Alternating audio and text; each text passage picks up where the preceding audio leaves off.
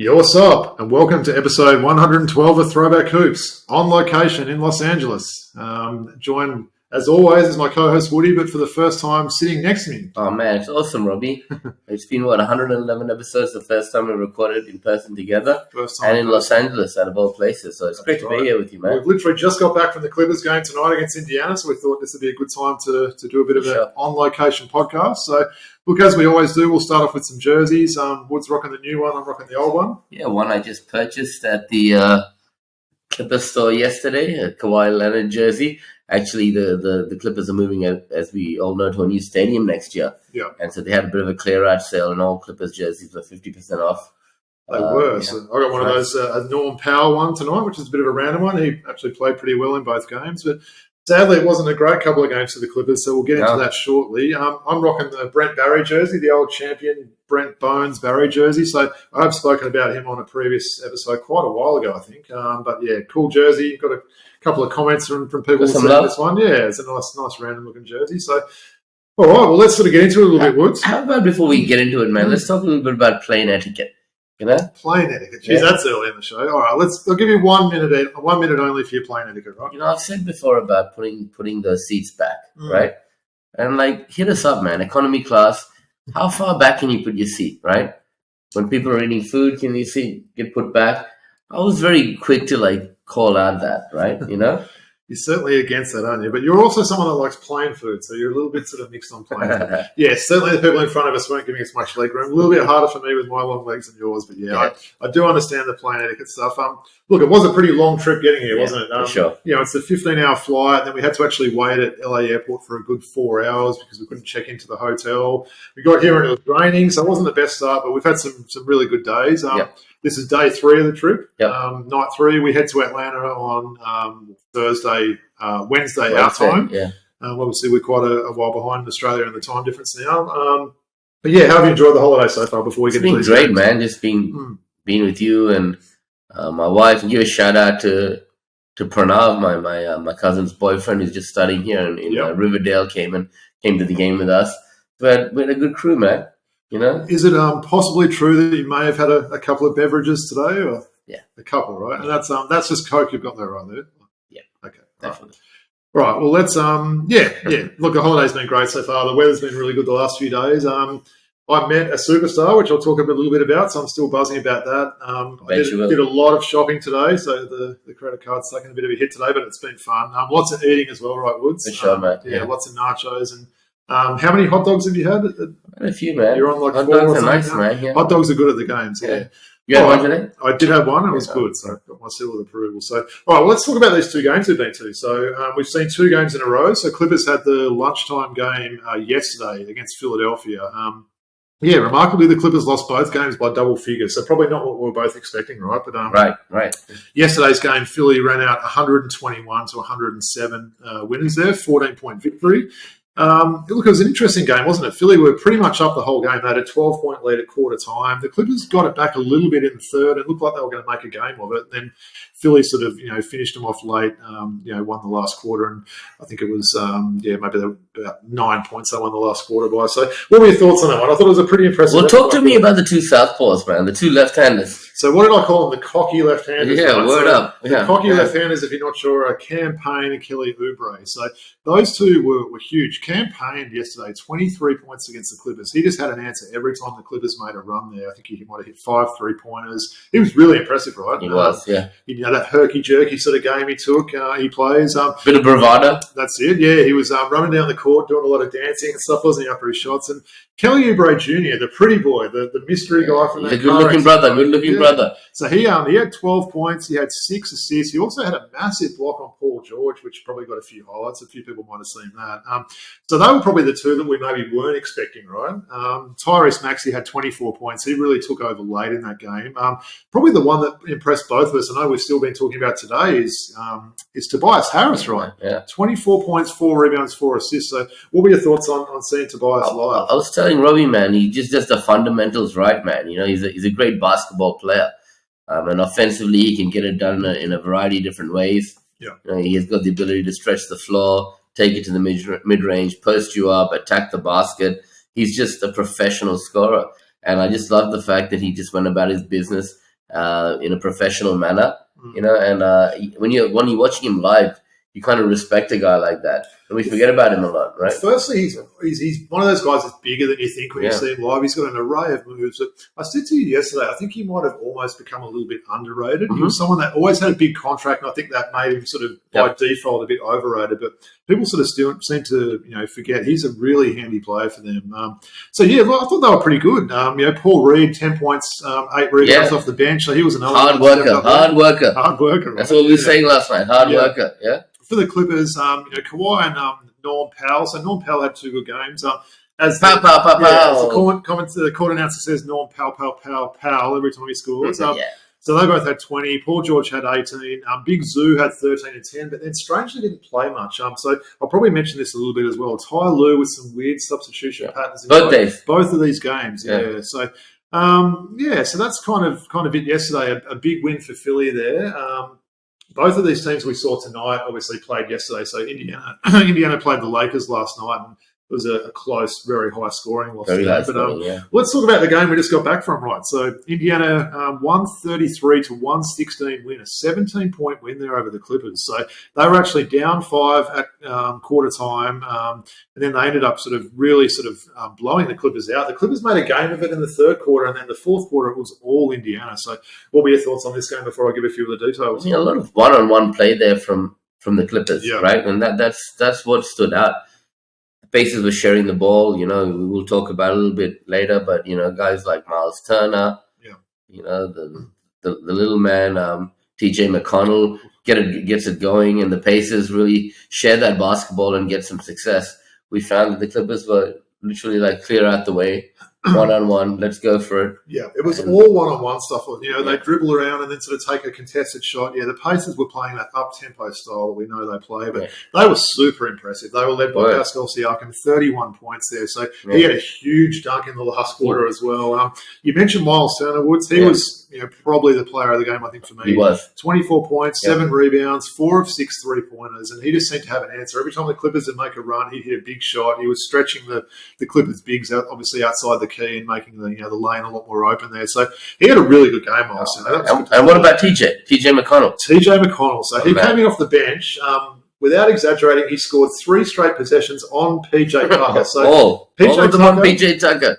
Oh, man, Tucker, man. I'm not sure that guy's still got a role in this league. He looked really, really bad today. Plus, he got dunked on by Siakam in the half. But, TJ McConnell, 15, 2, and 6 assists. He was driving to the basket, hit a big 3 late to sort of really seal that high-scoring victory there. So, really impressive play. We both spoke before the game started that we were a fan of the guy, and he really lived up to that.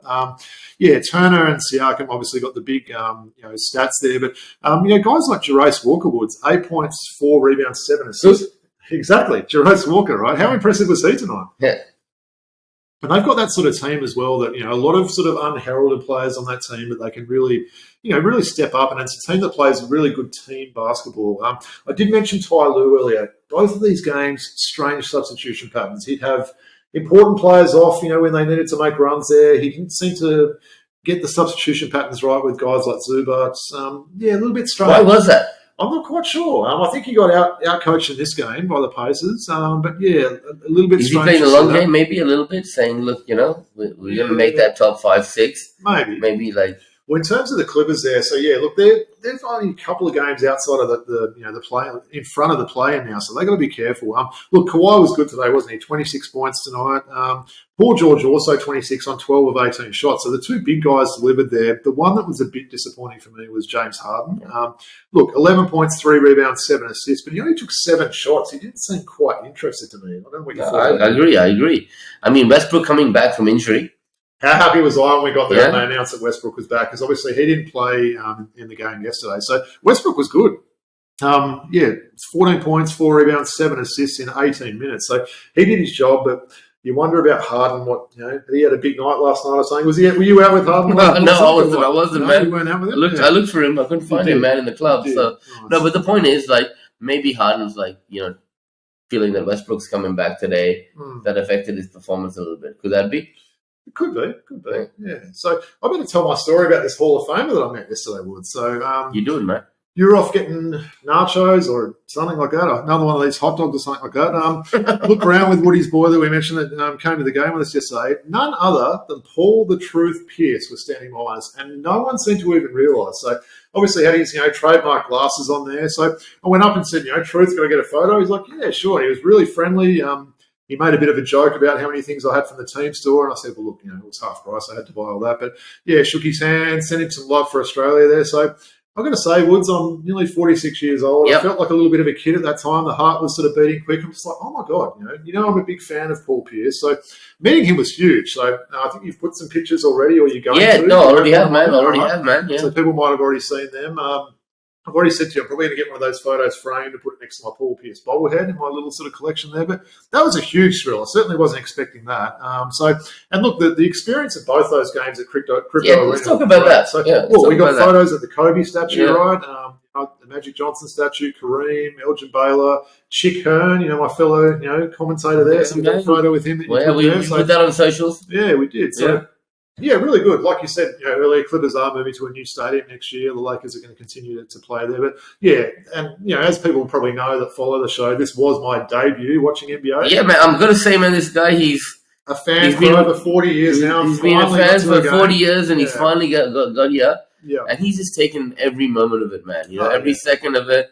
Let's just soak the atmosphere in. And what did I say as well? I think being at these Clippers games has made me feel even more excited to go to Atlanta. So to finally be in a home stadium with the team that I love so much there, rocking the Dominique jersey, whatever I'm going to be wearing. So, yeah, we head to Atlanta in 2 days. We're seeing 3 games in 4 nights. So for those watching at home, we're seeing the game against Portland. We're seeing him play Boston, which is going to be interesting after the Hawks today came back from 30 points down to beat the Celtics there. So, and then there's a 1-day break, and then they play Milwaukee in our last night in Atlanta. So huge, right? 3 really big games there at State Farm Arena in Atlanta. So for those that are sort of, listening to this, maybe tune into those games, see what your thoughts are and everything like that. But we can't wait. We've got some friends coming with us. Yeah, we do. We've got Lee Ellis, of course, and Sydney Sea Kings as well. So 2 great friends of ours there that we can't wait to sort of join and celebrate our time in Atlanta there. So first time for both of us in Atlanta. We don't really know what to expect. It's going to be interesting going to a new city in a different part, right? It's obviously for sure, man. California. You've been here a few times and that, so.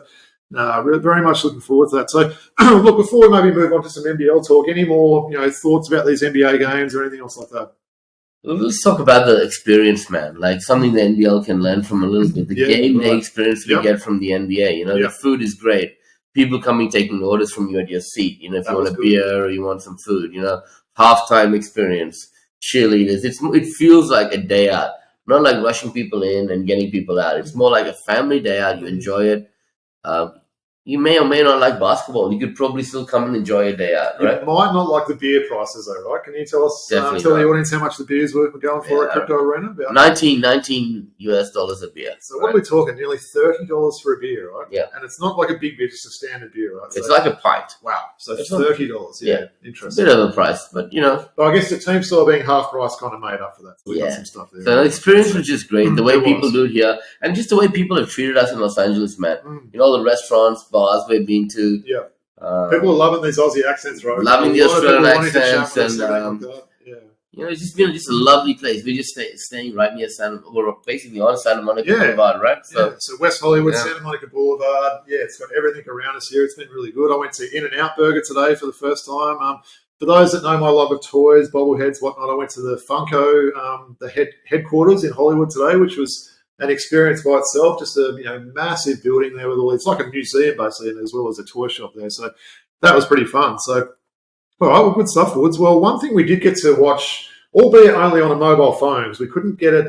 Woody been talking all week about how these NBL Finals games are live on YouTube. Oh, come on, man. I was a little bit skeptical, and I was proven right. So it actually wasn't live on YouTube. Not sure if it ever has been, but anyway, we've managed to find some reception. I've got the Foxtel app working on my phone, so we did get to watch that epic Game 3 on my phone. So Tasmania running out 93-91 winners on that, one step inside buzzer beater by my boy McVeigh there. So what were your thoughts on that, Woods? 93-91, Tasmania now up 2-1 in the series. Guys, to be fair, like we were out having a drink, whatever. But at the end of the night, we figured out we could just watch it on Robbie's phone. So we were just all like crawling around his phone in that third and the fourth quarter. But from what I saw, Tasmania wouldn't go away. there were times that Melbourne threatened to take that game away. Yeah. Tasmania just stayed in it, the Scott Roth way. Yeah. Make sure that they're fighters. And on that last possession, bad turnover. It was. I mean, look, Tassie were down 7 at three-quarter time in that game. Delhi had a great game, right? 21 points, but like in game 2, he just had a fade out at the end, right? There was a strange situation where Tassie, had only had, I think, 3 fouls when they needed to foul near the end. So it wasn't that automatic 2 free throws we see. So Melbourne just needed to play a little bit of keeping off there and try and hold the ball. Delhi just threw a really bad pass. Yeah. Doyle saved it, from going out of bounds, and they ended up running there. I'm not sure if they had a timeout or not, but they decided sometimes it's rather than sort of setting up a play and that can be defended, they had the opposition sort of on their back foot there and ran down. And look, Jack McVeigh, we've seen this already this year, right? He hit a big game winner against Brisbane, maybe. Well, no, Milton Doyle could let it go out. Yeah. And then call it timeout. But I'm saying that might not have been as well, though, setting up the half court. I think they had a bit of momentum, right? And what a ballsy shot, right? So he shot it, as I said, people are saying it's a half court shot. Look, it was a little bit inside half court, but it sounds better if you say half court. But yeah, he ended up with 18 points and 12 rebounds for the night. But that's an epic moment in NBL finals history, right? They'll be in NBL history, period. 100%, they'll be replaying that shot for years. And look, they go into Tasmania now with so much confidence. They've got 2 chances now, don't they? They've almost got a free hit at home, where they can wrap things up, defend the Isle, potentially a third-year expansion team winning the NBL championship on their home court. So wouldn't that be amazing? Look, there was a couple of unheralded guys in that game as well for them. Talk to me about Majok Deng. Yeah, I was going to say Jordan Crawford was good. He sort of stepped up. Yeah, he did better in these games. Finally, But Majok Deng, he had 15 points on 5 of 6 shots in 16 minutes. The only shot he missed was he actually shot it, rimmed out, got the rebound and put it in. So he actually still scored on the possession. But love me some Majok Deng, man. 15 points. He played some really good defense too with those long arms of his. So look, when he wants to. Some of the Melbourne guys put up stats, right? As I said, Delhi was good. He had 21. Travis had 14, Golding 17. The big one for me was JLA with only 3 shot attempts. There's been a few times to me in these games 2 and game 3, he's looked a bit scared around that. And he's regressed. Yeah. He's regressed. Yeah. Okay, I'm telling you right now, JLA has regressed since he left the NBL and came back. Making more boneheaded plays right now. Yeah. Yeah, we saw that in game 2, didn't he? Yeah. Bulldozed into Magna. He got that offensive foul. So, yeah, I think Melbourne are going to be kicking themselves a little bit, right, with what's happened in these last 2 games. I mean, they had a lot of mistakes in that game. So what you got, man? Who's going to win this? Yeah, I think Tasmania might finish in game 4. Yeah. In game 4, which is, I think we both picked Melbourne in game 4, didn't we? Right. I think a lot of people would have had similar predictions to that. Maybe some people. That's crazy, man. But to think that they might not even get back to Melbourne. It's funny. I still probably think Melbourne. I think probably even Tassie fans would probably agree. Melbourne on paper probably still has a better team. A lot of talent in that team, but the game's not played on paper, right? No, this Tassie team's got a lot of heart. I hear that. For the island. I hear that. I think they're both well coached, but I think Scott Roth, has really coached well in these last couple of games. And as I said, they're going to go back, sold out My State Arena. The crowd's going to be going nuts, and they're a really big chance. When you hit a big shot like that in the face of Melbourne United, right, and take that game away, Melbourne's going to come into Tassie, and they're going to be like on the back foot. Yeah. And you'd like to think that if Tassie don't close it out here, that's it. We need to check as well. I don't know if you've seen Marcus Lee look pretty hurt with that. Is it a knee or an ankle? But with the emergence of Majok Deng, exactly. Maybe that doesn't matter. Maybe. That's what we saw, sort of that opportunity there. Sean McDonald as well was really good in that game. He was maybe 13 or 14 points, I think, off the top of my head there. So he made a big difference coming off the bench. We know he's a good defensive player there. He'll sort of hound whoever he's guarding there. But what an exciting game. We've been up basically because our Saturday, obviously, when you fly to America, you go back 15 hours. So our Saturday had been going forever, sort of thing. We managed to stay up. I think it was nearly 2 a.m. Like LA time, which means we've been up for, God knows how long, too many hours. So we were sort of, watching on this phone, sort of like that. We both just jumped up everywhere, and then our phones were like blowing up after that. But what an iconic moment in NBL. And you want that for a guy like Jack McVeigh who's been working so hard. Yeah.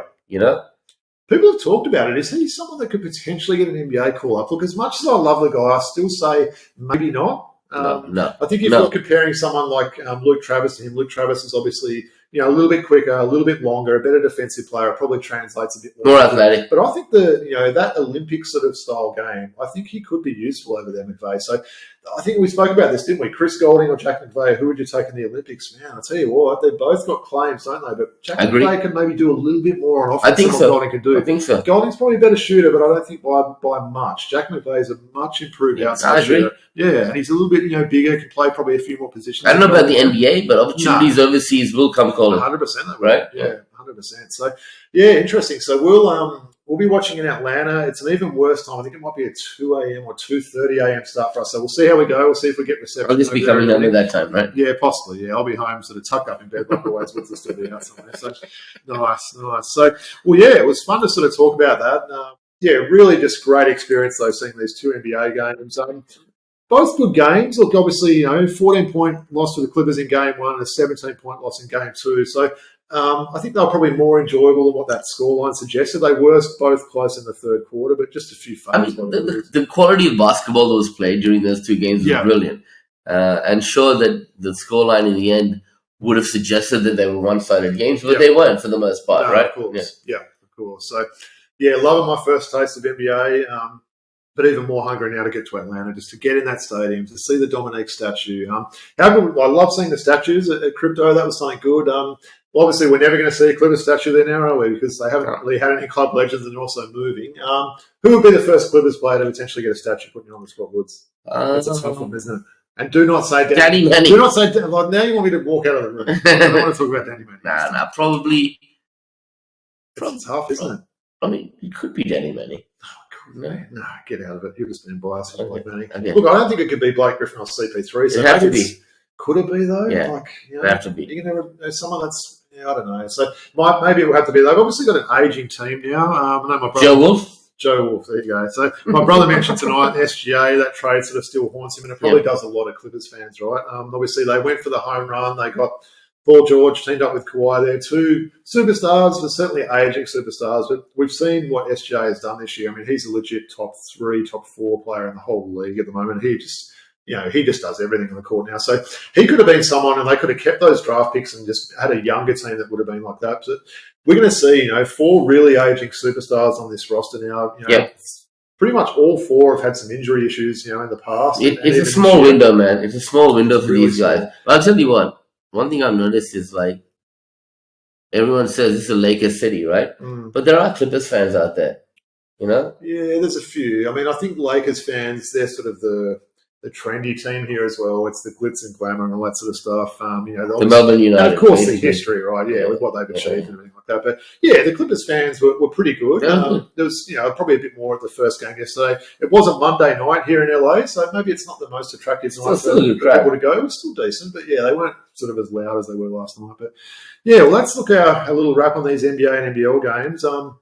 As I mentioned, in terms of other NBA games, huge 30-point comeback by the Hawks today. So that was pretty impressive. Look, we haven't seen much more of that. We've seen a little bit of March Madness. Don't have a lot of channels on this TV we've got here, so we sort of watch what we can do there.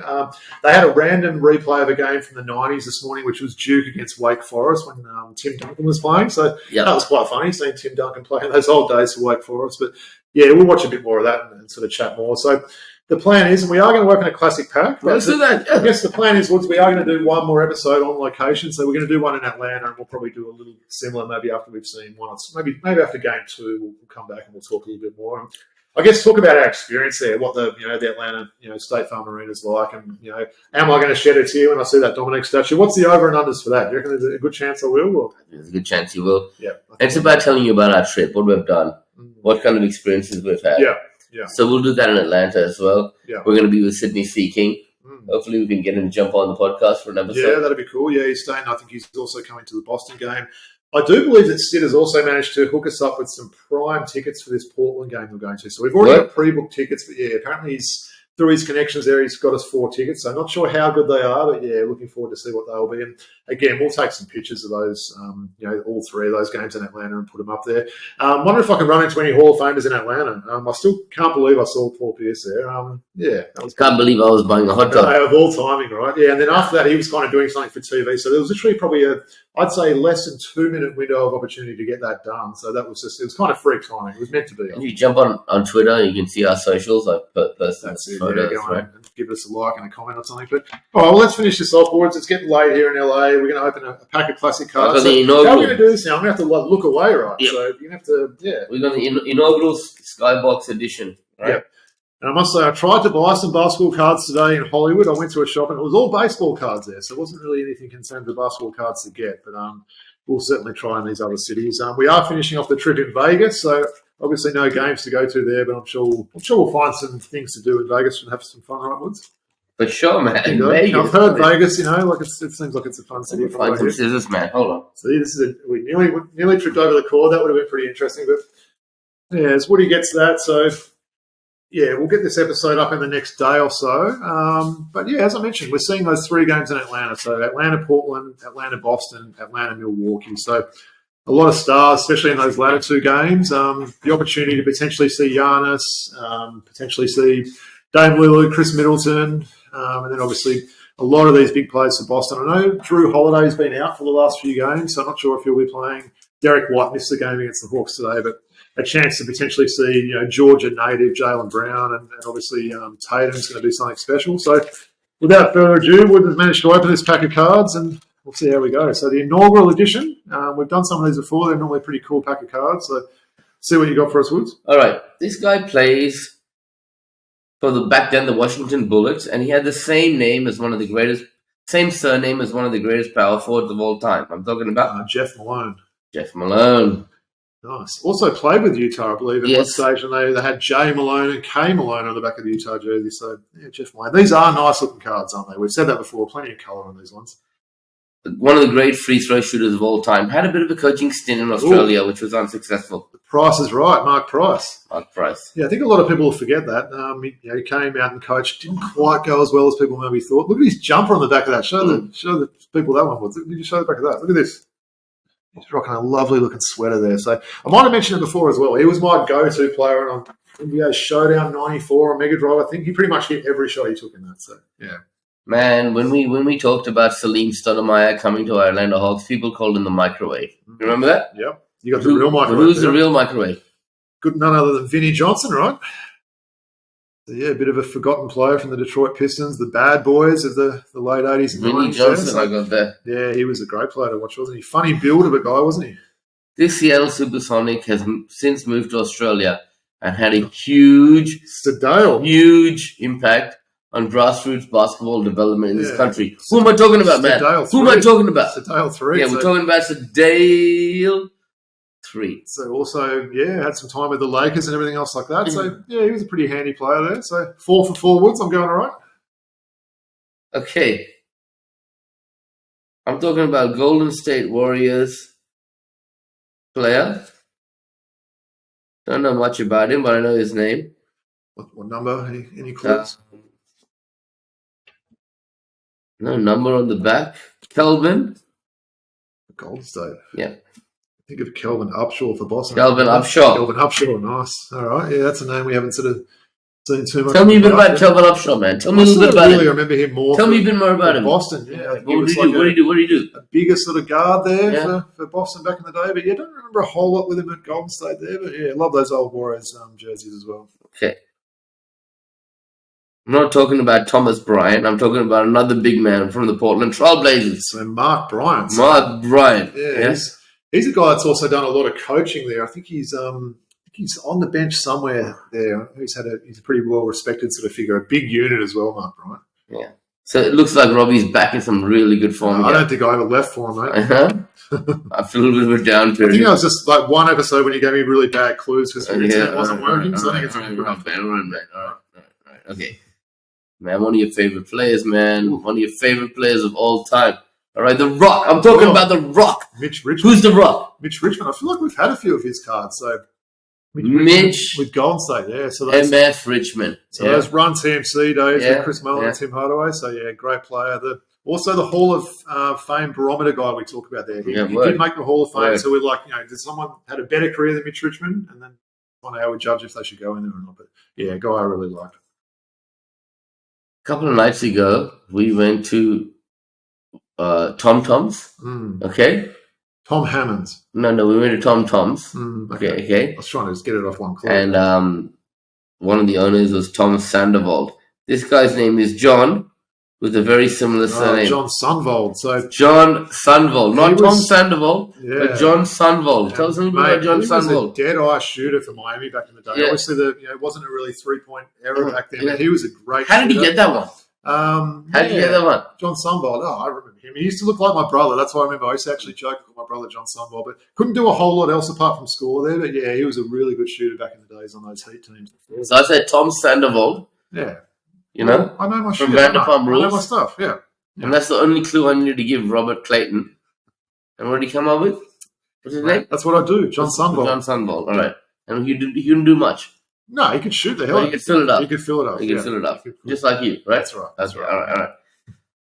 Rest in peace. Ooh. Sacramento Kings legend. Got to be a bit of Wayman Tisdale, all right? Yeah, give it up for Wayman Tisdale. The big left-hander there, yeah. He was a really good player there. He had a lot of skills, didn't he? One of those players was a little bit ahead of his time there. Could handle the ball, post moves, and yeah, definitely. He liked his music as well, didn't he? Yeah, a bit of jazz or something. Yeah, a bit of jazz, man. You like a bit of jazz? I don't mind a bit of jazz if I'm in the mood. I heard you were saying that my hip-hop knowledge isn't too good this year. Your hip-hop knowledge is a bit disappointing with naming these songs at the game tonight. Like, come on, man. We'll work on that. All they were playing was DMX at the game. That's right. Well, in Atlanta, we'll be hearing Outkast and all of that. Yeah, all right, man. All right. West Coast rap, that's me. Right. Yeah, that's right. And like, what do you say about Tupac? No, we won't talk about that. Okay, Biggie was better, though. Okay, Biggie was better. All right. Okay. I'm not talking about a Donald Foyle. I'm talking about someone who's royal. Oh, Donald Royal from the Orlando Magic. Yes.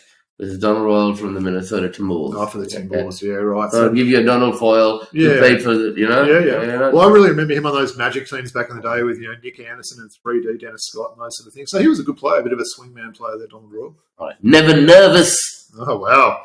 Purvis Ellison, yeah. So Sacramento or Washington? Sacramento, yeah. So former number one draft pick, right? His career never quite worked out. He was an amazing player in college. Louisville, if I'm not mistaken. Louisville, bro. But yeah, never quite lived up to it in the NBA, but he had some skills, right? Obviously, injuries did impact him as well. But bit like Sambo? Never nervous. Maybe. I love those old Kings jerseys too. Loving those. Okay, the greatest in-game dunker of all time, probably. One of the from the Seattle Supersonics. Okay, yeah, well, he's certainly in the conversation. Sean Kemp, for sure. Yeah. Yeah, no, that's a nice one. Him looking pretty cool on the back there. So, yeah. You reckon he's got a kid in LA? I saw how many states are there in the US? 50. He could have one in each state. One of his kids could be living around us right now. Maybe 49. Potentially it hasn't been in Hawaii. All right, man. This guy, original marksman, His son is a bit of a head case who plays for New Zealand Breakers. Oh, another one of my favourites. One of your favourites. G Money. So that's Glenn Rice and Mitch Richmond, two of my probably top 5 all-time players. So love me some Glenn Rice. I've got that same jersey at home back in Sydney in the cupboard there. So really great player there, G Money. All right. Yeah, I don't even know who this guy is. Big man, number 6 from the Charlotte Hornets. Michael? 6 for the Charlotte Hornets. Light skin or a dark skin guy? He's black. Number 6 for the Charlotte's Michael Holton. Wow. Okay. Come on, tell me something about Michael Holton. What are some of his little stats? Michael Holton. That's a shout out to Stuart, the sports blokes. If you know Michael Holton, you probably will. But yeah, that's a good one if you can pick that one because I don't remember him. He's a 6'4" guard. Right. Okay. These Skybox cards, what I don't like about these Skybox cards is it doesn't tell a lot on the back about where they played. Yeah. What their background was. That's because they got the giant picture, so you're kind of taking up real estate. But like, there's not a bio on the back of it, which I don't like. Right. And finally, I've got Indiana Pacers, number 41. You know this. LaSalle Thompson. So he's actually in pretty good form today, right? I'm always in good form. Who was that guy again? Michael Holton. Yeah. Wow. I'm going to go and do some research a bit about him after and try and educate myself because I don't like when I've never at least heard of someone. So, that was fun, Woods. A pretty decent pack there. Look, Glenn Rice and Mitch Richmond. I'm pretty pleased to get those two there. Who are your favourites, man? Had some decent guys there. And what's the internet like in LA? The internet is good, I've got to say. We see how bad. We were informed by Woody's lovely wife, Rachel, that Wi-Fi was actually invented in Australia, which is pretty ironic considering Wi-Fi is normally pretty crap over there. But yeah, it's been really good everywhere over here. So hopefully the quality of this comes through. As I mentioned the first time that Woods and I have done this, live in the same room. So it's pretty funny. I've got Coke in my Coke bottle. Woody's definitely not got just Coke in his, but he's got through the show pretty well. Was I worried, Woods, on the Uber ride back from the game? Definitely. So I'm a little bit worried. You've gone pretty well, yeah. Could be better, but I wouldn't give you a best on ground or an MVP or something, but you've been serviceable. Yeah. Veteran performance in episode 112, so we'll give you that. Thank you, we'll be back for episode 113, as I said, a couple of days. Well, hopefully, unless we get canned or something. We can't get really canned. Okay, so we'll be back. We'll be back in Atlanta for another show. So, look, as always, please make sure you're listening and subscribing to us on YouTube and also wherever you can find your audio podcasts if you want to listen via that format there. If you want to follow us, I don't have all my notes in front of me now, but obviously on X, we're at Throwback Hoops. You can also follow us on Instagram and our email address, throwbackhoopspodcast@gmail.com. So, Patreon as well. If anyone wants to make any small pledges there, we really appreciate that. But, really looking forward to these next few days, Woods. We'll get some more photos up. Looking forward to share a few more stories with everyone about their experience going to see our favourite NBA team in their home city. Can't wait to get there. So, any final words, Woods, before we sign off? It's been a great trip so far. Yep. I think we've all meshed together, Yep. And we're going to bring you some more stories next week in Atlanta. Yeah. Look forward to it. To it. All right. Well, from Woods and myself, it's great being on location. It's a big peace out from the Throwback Hoops crew.